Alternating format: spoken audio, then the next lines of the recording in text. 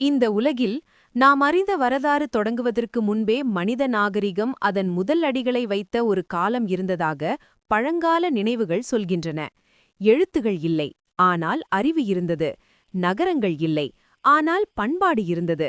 அந்த காலத்தின் பெயர் இன்று ஒரு புராணமாக மட்டுமே நமக்கு தெரிகிறது. அந்த புராணத்தின் பெயர் குமரிக்கண்டம். இன்று இந்திய பெருங்கடல் என்று நாம் அழைக்கும் அந்த பரந்த நீர்மண்டலத்தின் ஆழத்தில் ஒரு காலத்தில் ஒரு மாபெரும் நிலப்பரப்பு இருந்ததாக தமிழ் சான்றுகள் கூறுகின்றன. அது வெறும் நிலமல்ல, அது ஒரு உலகம். மனிதன் இயற்கையோடு மோதாமல் அதோடு இணைந்து வாழ்ந்த ஒரு உலகம். பழந்தமிழ் இலக்கியங்கள் கூறுவது போல் இமயமலை முதல் தெற்கு கடல் வரை பரந்து விரிந்த ஒரு நிலம் இருந்தது. அந்த நிலத்தின் தெற்கு பகுதியில்தான் குமரிக்கண்டம் அமைந்திருந்ததாக கூறப்படுகிறது. அங்கே வளமான மண், பரந்த ஆறுகள், அடர்ந்த காடுகள், உயர்ந்த மலைகள் இருந்தன. மனிதன்